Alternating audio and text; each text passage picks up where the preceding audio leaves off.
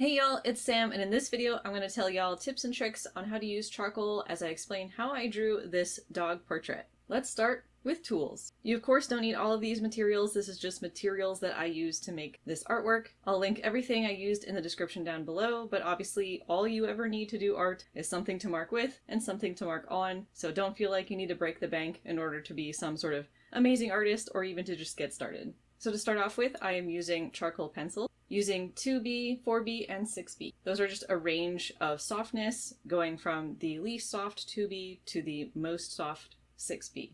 And a white charcoal pencil. Next, I've been experimenting with other charcoal products, starting with charcoal powder, which is an absolutely not have to buy product. I am just very lazy, but you could very easily get your own free charcoal powder just from using sandpaper and sharpening your charcoal pencils. But it was like $3 for a 2-pack, and it's gonna last me a very long time, and don't judge me. Next is a new one for me, it's charcoal sticks. I haven't used them much yet, and I'll talk about them more later. As far as erasers go, I don't actually know what this is called, but it's an eraser pencil. It's a pencil that is an eraser. I highly recommend having a sharpener with you because this baby gets dull really fast, but I really love it, so it's worth it for me. I then have an electric eraser, and I didn't really use it. A kneaded eraser is also always handy, just for any artist. For blending, I had various tortillons, and I used a Q-tip as well. And for paper, probably my most asked question whenever I post charcoal artworks, what paper do you use? It is the Canson pastel paper on the rough texture side. It's a very unique paper for charcoal, so I wouldn't recommend it for beginners, but you're welcome to experiment. I never really did charcoal stuff. This was the first paper I used with it, so YOLO. I also used glassine. It comes in handy. And lastly, I used Blick Matte Workable Fixative. Okay, those are the supplies. Let's get into the drawing. This is gonna go a little quickly, so apologies for that. I'll try and talk as quickly as possible and kind of cover everything as fast as I can. But here we go. So I'm using my glassine paper, and that's the sort of plasticky looking thing that you see my hand on. That's to protect the paper from oils from my hand and also to prevent smudging. I'm right-handed, so I've been experimenting more with using that as a guide for how I do my artwork. So I'm starting with the top left and I'll be working my way over to the right and down. This is totally optional. I used to jump around actually and just do whatever part of the piece I felt like doing, but recently I've been experimenting with kind of completing chunks at a time and then doing a final overall polish towards the end. So definitely go what feels right with you and just experiment and all of that fun stuff. The important thing with art that I always try and stress is to have fun. And I know a lot is happening, I'm so sorry. So starting off, I'm using my Q-tip first to lay down some charcoal powder. A little goes a very, very, very, very, very long way. So definitely experiment on some scrap paper first with some test projects and everything first, because this stuff gets so unbelievably messy, you guys have no idea. Like days later, I'm finding some in the bathroom and I'm like, how did you even get here? But this just helps get a layer down on paper. So if you're at all familiar with charcoal or even graphite, watercolor, actually pretty much any medium, this is kind of a rule in a way. But layers, really helpful. So the more layers you go and put down, the more depth you can build, the darker you can go, all these sorts of things. So obviously it changes a little bit with mediums, but for charcoal and graphite, they work very similarly. Graphite, usually you're going to need more mediums to get darker just because charcoal is so soft, you can get pretty dark very quickly. And with charcoal and graphite, if you find that your blending is not coming out smoothly, almost always that means that you're not putting down enough layers. So I don't mean pressing super hard into the paper, that's called burnishing. And I am personally not for burnishing. I think it crushes the tooth. Well, it does crush the tooth of the paper. It can be very hard on your hand, your fingers, that sort of thing. It's not, a very comfortable thing to do for your body. Especially for graphite, it makes it really shiny and look very flat and just, I'm not a burnishing fan, but some people are into it. That is an option for you. But really, when I say layer, I mean just take your time, be patient, often working in swirls or really close hatching. You want your lines very close together, because if you test out just drawing a line of charcoal on your paper and try and smudge that out with whatever blending tool you want to try out and use, it's only going to go so far because there's only so much charcoal there. Graphite works the same, but there's only so much charcoal there on the paper that can spread out. So the closer your lines are together, the more you can sort of hide that blending, and the more closer, does this make sense? Everything can sort of smooth out together. So close lines, really go over your layers and just go over your lines, and then when you use your blending tools, things should turn out much more smoothly. Of course, if you want texture, then you'll want to do the opposite in a way, where you want to leave gaps, and I'll go a little bit more into that later when I talk about some more of the fur. But the reason I like using the charcoal powder or the blending sticks so much is because the pencils, the tips are very small, and you can't lay down too much. You have to do a lot of movements, a lot of drawing in order to get down a lot of charcoal. But with the charcoal powder and the blending sticks, the charcoal powder is so fine and so like spready, if that makes sense. It can fill in a lot of area pretty quickly, and the charcoal sticks are much more broad, which does mean you don't get detail. So there is a caveat with all of these things. The pencils will get you more tight details, really great for getting in specific lines, hard edges, that sort of stuff. But if you're just laying down a foundation and you want to fill in that wider of your paper, then something like charcoal powder or charcoal sticks can really help you expedite that process. Gosh, I can't talk today. Again, you don't need these tools. You can be totally fine not using them. You can just use the pencils. It will just take a little bit more time and a little bit more work, but it's not a big deal. Charcoal is thankfully not an expensive medium to get into as far as art goes, which is great. So to build up my darks, what I'm doing isn't pressing hard, it's just adding more layers.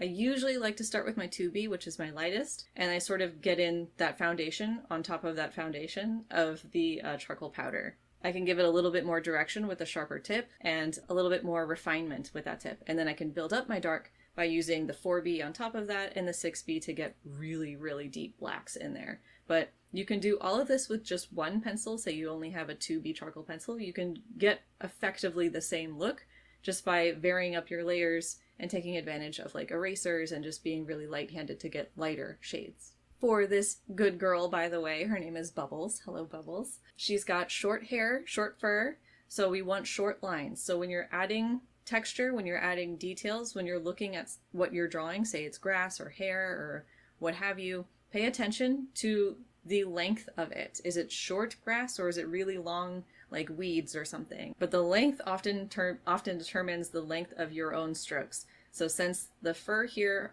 especially for faces, for animals, the fur and hair around their faces are very short. So you want to keep the length of your strokes very short. Another important thing to keep in mind when you're drawing fur or any sort of thing is the direction. So what angle is the fur going at? What angle is it going to? I really can't talk today, I'm sorry. So especially if it's a subject you're unfamiliar with, or you just want to sort of take a second to prepare yourself before you dive into your artwork, I super highly recommend looking at the reference photo that you're using, if you're using a reference photo, or a specific reference photo, or just look at other reference photos of what you're going to be drawing and just sort of observe. You're not drawing anything yet, put your pencils down.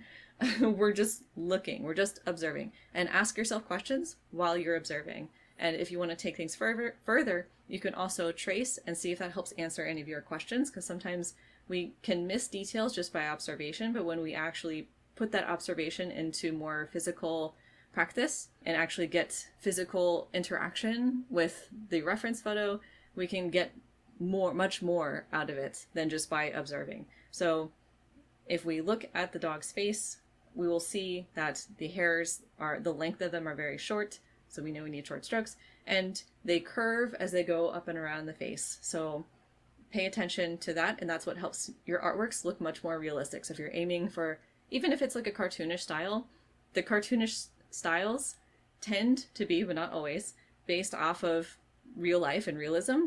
So by basing your cartoonish style off of that, you can have a very more, it's weird to say like accurate, but a more grounded and, how do I say this? Like, it's not realistic because it's a cartoon, but do you know what I mean?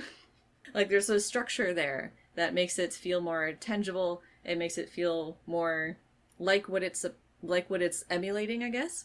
Obviously you can totally throw out this advice if you're just wanting to go ham and do whatever. That's not usually my style. Even if I do cartoony styles, I do try and like do some sort of emulation on real life, but not always. Sometimes, we're silly here, no judgment. But here, for example, as I'm working on the nose, I tend to be more spotty. So it's called stippling or pointillism, pick your flavor. I'm sort of doing that style of just small circles, little dots sort of things to get that sort of bumpy look of the dog's nose. And I'm taking a lot of advantage with this artwork with my tortillons. So a tortillon is just like a really tightly rolled up piece of paper, basically. You can make them yourself. I've never tried, but it does seem interesting to try that. So for the longest time, I've used these sort of cheapo ones, I think were Artist Loft, and I believe that's made of newspaper paper. I don't know what newspaper paper is called. I've always just called it newspaper paper. But if it has a name, you can let me know in the comments. And that's the tortillons I've always used, which in retrospect, now that I'm using a different type of tortillon with it, which is made of rice paper, I was like, wow. One, I didn't know there were different types of tortillons. I thought they were all newspaper paper. And two, the rice paper makes a very big difference with charcoal. Because I used to do a lot of graphite portraits, and I use the newspaper paper tortillon. This is word salad today with this video. But I used the newspaper paper tortillon with that, and it was fine. But the rice paper tortillon is very soft and works wonderfully with the charcoal. I don't know about graphite. I haven't tried it yet. But I can tell you for sure, it works wonderfully. However, caveat. There's always a caveat. There's some really great pros with things, and sometimes there's cons with stuff, and they gotta balance each other out. So the rice paper tortillon is fantastic for doing really big, bulky blends. And I even have a really thin one, which is great for like getting close to the eye and getting stuff that's really small. However, it's very blurry. It's very, very soft. So I can't really get detail with it or sharp edges. So I go back to the newspaper paper tortillon. If this is making sense. I really hope it's making sense. So what I mean by all of this is to say that these tortillons are stained, for lack of a better word. They do have bits of charcoal left over on them. And this is fantastic. You don't necessarily want to clean your tortillons. And please do not put them in a pencil sharpener. Do not do that. I've done that before as a kid, and it was a very big mistake. They do not need to be sharpened. Don't worry about it. But they can be dirty, and being dirty works to your advantage because now you have a much softer amount of charcoal that you can add for texture and details later. I actually did this a lot with the tongue of the dog and other various spots that were just sort of lighter colored, like the chest hair has white in it. So I use the tortillons a lot to sort of help me just get a touch of charcoal down and not a lot. So it's really great for getting sort of smooth, light blends down without like those hard pencil lines and then needing to smooth that out sort of thing. So it's really great to actually to have some dirty tortillons. And just for my own advice as well, if you're going to be using white charcoal along with your black charcoal, to have separate tortillons dedicated for the white, because staining does happen, and your white, if you use a dark tortillon with the tortillon used with your black charcoal pencils, and you use that with the white as well, you're going to get black in your white, and that's potentially not what you want. If it is what you want, I would still keep separate tortillons, but then just use the black one. The one for your black pencils. But yeah, I would recommend keeping them separate so you can keep your white charcoal more clean and like nice. I'm having a day today if you can't tell, but hopefully this video is helpful so far. Anyway, so for the big area of the doggo, I know I basically just finished that part, but we're going to talk about it. So that's where I used a lot of the charcoal powder, a lot of the charcoal sticks. I noticed that they did work well enough together. I'm still new with the sticks. I was experimenting a little bit with this. It worked out, but I'll have to play around with them more to see how I like them. But I do love the powder, and the powder is just really nice and really goes a far way. And actually, you can see me using the tortilla around the eyeball just to get a really soft look. It's really nice because charcoal can be pretty dark, and it can get dark quickly. And that might not be what you want, which is why I like the dirty tortillons, because then you can just add a little subtle touch, and it goes a long way. But yeah, putting down the base for the body using the charcoal powder and the charcoal sticks can fill in that space really, really quickly and get a good base going. Really fill in the space of that white paper. And since I'm using textured white paper, that means I need to put down even more layers because there's going to be nooks and crannies that the charcoal needs to get into and kind of smooth over. Some of the texture is going to show through, and that's fine. That's why I'm using the paper, is to have some sort of texture. It gives a little bit of a unique look to it, in my opinion. Not everybody might be into that, and that's fine. That's just, that's just me. I'm just trying out this paper. They do make smoother papers that are dedicated for charcoal. You might want to look into that if that's more your flavor. But a lot of this is just patience, taking my time, and really observing the reference photo, seeing what direction things are going in, how long are those things, so I know how long to do my brush strokes. And I know that the colors, I guess, depending on how you want to view it, but black and white tend to be the more difficult colors or values to tackle for artists, and the dog is both black and white. So let me give some tips on black and white. So if you want to be strict in terms of realism, black is never black and white is never white. So what I mean by this is, if you were to look at a black dog or a black thing or a white dog or a white thing, there's always going to still be varying shades and various impacts of the things around it. So if you have an object, I'm trying to look around my desk right now just to think of an example. But objects sort of reflect off of each other. So if you have something that's white, say you put a white ball on your table and you take a red ball and you put it right next to it, you're going to get a little bit of light reflection. That's just how science works, where some of that red is going to show up on the white ball, and maybe, I guess, depending on what the balls are made of, you might have some white show up on the red. I don't know. But usually you'll have color impacts of things around it, and especially if it's a black dog or even a white dog or whatever. And then sometimes when you're outside, the blue of the sky will sometimes reflect onto the fur or hair of an animal. So for a black dog outside, I know we're doing black and white right now, but just hold on. But sometimes you'll see that sort of reflection come into the fur of the animal. So don't just pick up your black pencils or don't just pick up your white pencils. You're going to be wanting a variety.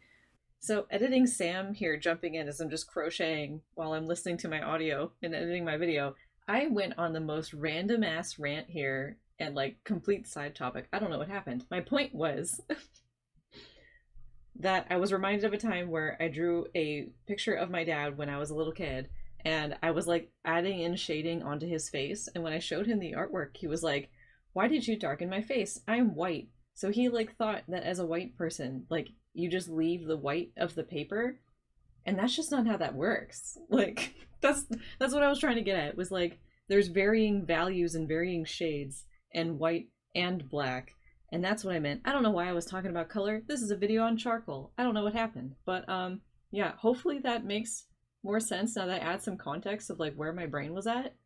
I have no idea. Anyway, back to the video. Especially if you, again, want realism, adding a color depth can make it look so much more real and alive and vibrant. So not just shading with black, which, again, these aren't hard and set rules. I'm just giving some information here. But typically adding in a base color mixed in with that black can add certain types of depth and add certain types of vibrancy that you can't always get, and can be more difficult with just pure black. So when it comes to this now, black, I mean, the rules are same for white. So when it comes for this that we're working in black and white, I'm using a color reference photo, but I changed the reference photo to be black and white, which might be obvious to some, but isn't obvious to others. So if you are using charcoal, if you are using graphite, if you are intending to do a black and white or grayscale artwork, highly recommend, unless you're trying to purposely do a challenge or a study, to take the reference photos that you're using and make them black and white to make things easier for you and to help you better observe the reference photos that you're using. I'm kind of bouncing all over the place because my mind is quite scattered, as if you couldn't tell already, but that is the nature of this YouTube video. So here we go. Point being, this dog is not pure black. The white tuft of hair on the face and the chest and everything is not pure white. All right, there are varying shades here of different values, varying shades of gray that I'm using to add depth to the face to make a more 3D look to it. And I'm taking in mind where those are in the reference photo. So if I'm seeing a patch of a lighter area, I know to sort of give space for that area. It's possible to erase charcoal and graphite, but it's much easier to just not have to deal with that. So I've used electric erasers before to help really get up that dark, especially if you make a mistake and you use like your dark pencils or whatever, and you try erasing with every other eraser and it's just not doing it for you. An electric eraser can come in handy. Colored pencil artists, same thing. If you're using colored pencil, erasing is like, who is that? Who is she? When you're using colored pencil. However, electric erasers are like best friends for colored pencil artists. So same here. If you're struggling to get to pick up some charcoal, electric erasers are helpful. But getting that pure paper color back can still be a pain, so I typically try to just make space around it. So what I mean by that is I usually leave an outline to note where are shadows and where are highlights when I'm doing an artwork. So I know, okay, I need to be in here when it comes to shading and avoid here when it comes to highlights. And I usually sort of build up the shadows and sort of bring them into those highlighted areas, because those highlighted areas in a way need to be protected. It's kind of like watercolor in a way, where with watercolor you can really only go darker, so the highlighted areas are areas that you want to protect. So for this particular photo reference that I was working from, I didn't really have any issue with seeing details. However, I have worked with more difficult photo references in the past, and sometimes I might need to modify the reference photo in order to help me better see what I'm seeing. Better see what I can't see, I guess would be the word. Especially if it's a dark animal, sometimes details can be a little bit lost. So I usually try to pump up the levels, and I use Photoshop, but you can use whatever program you're using, just to try and lighten up the photo, just to sort of see what I'm looking at. And that's how you can sort of get into the more subtle details. Like if you look at the ear on the viewer right up there, and how there's a little bit of variation there with how I did the fur on that ear. And that's just me observing the photo, because the ear isn't flat, it's a 3D object. So what's going on with this ear? Where is the height? Where is the highlight? Where's the light hitting? Where is it not hitting? Is there any sort of wave with the hair? What's going on with the fur here? And just, again, it's a lot of observation, asking questions, and just being mindful of what you're observing. I'm also not really pressing all that hard with any of the tools that I'm using. It's just I'm really focusing on layering because I want to get a smooth blend. So for me, I don't want to press hard. I don't want to, crush the tooth of the paper, though if that does happen, then you can use tools like Work It Fixative to sort of help get some texture back so you can keep working. Colored pencil artists use this a lot as well. Graphite artists, same thing. Very common to use workable fixative for mediums that use like pencils and stuff like that. However, I will note with my experience using I can't say it, using fixative, my experience, usually your early layers are going to be less adjustable after you've put down a layer of fixative.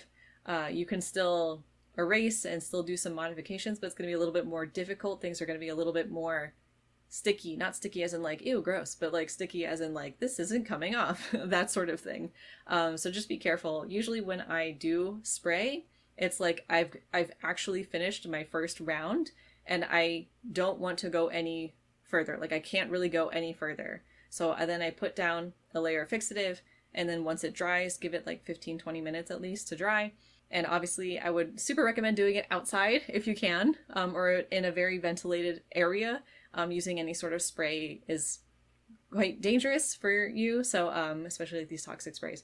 So, keep away from pets, don't do it near any animals or children, do it in a ventilated area. And even as it's drying, like it stinks, like it smells really bad. So if you're sensitive to smells, be careful. It will air out eventually, but just if you're sensitive to smells, give it like an hour or two and then see how that feels. But if you're okay with the smell, like 15-20 minutes, you're probably gonna be fine. But that'll allow you to go darker as well as lighter. So I'm using the white charcoal pencils too, and after I spray down, I can go over the areas that I had with white, and I can get it just a little bit whiter. Different fixatives kind of give you different results. So I know some fixatives don't really change the color, or not the color, but like the depth of values that much. Some do. This one can alter a little bit. Some of my blacks will get a little bit blacker, and some of my whites will get a little bit duller. So you do want to kind of add in a little bit more in between layers of fixative. As far as I'm aware, I think you can just kind of go ham with however many layers of fixative you want in between layers of like charcoal or whatever, but don't quote me on that because I've never tried it and I've never looked into it. But from word on the street, I don't know. But yeah, so I usually try and wait until I have a really good base. And by good base, I mean I did put a lot of detail here, and I haven't sprayed yet. So at this point in the drawing, there is no spray. So for me, a good base is very far, but for you, it might be different. So just whenever you feel like, okay, I want to go darker, I don't want to burnish the paper, I want to go lighter, or I want to just do things with this that I can't seem to do, that might be a good spot to be like, okay, if everything else like stays the same, I'm just going to go spray some fixative and then wait for it to dry and then work on top of it and get in those darker values. Oh, look, it's Editing Sam here again. I just want to emphasize that you don't actually need this workable fixative spray or any sort of spray thing. Artists have been making charcoal pieces for millennia without using any sort of special sprays. You don't actually have to have this product. I just personally like to use it, especially because I try to sell my pieces, or these are for clients and stuff like that.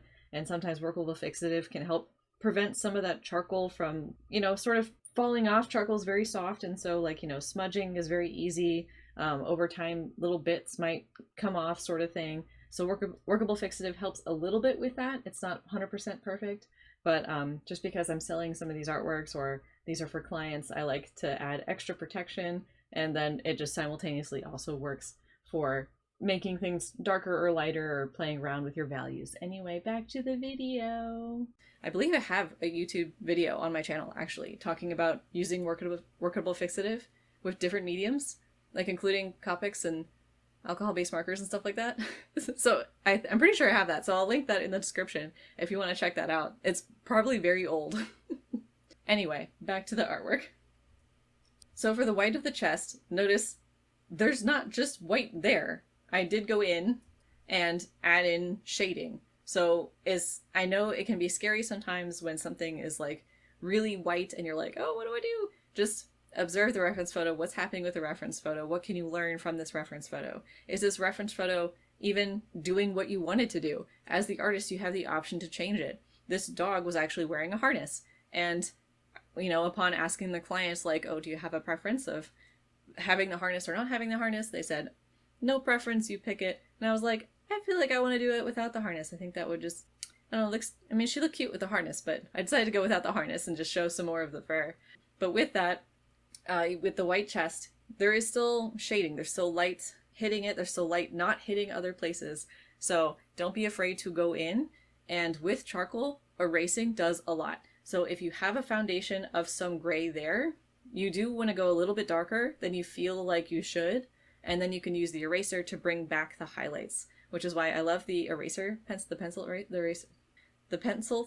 that is an eraser. I don't know what it's called.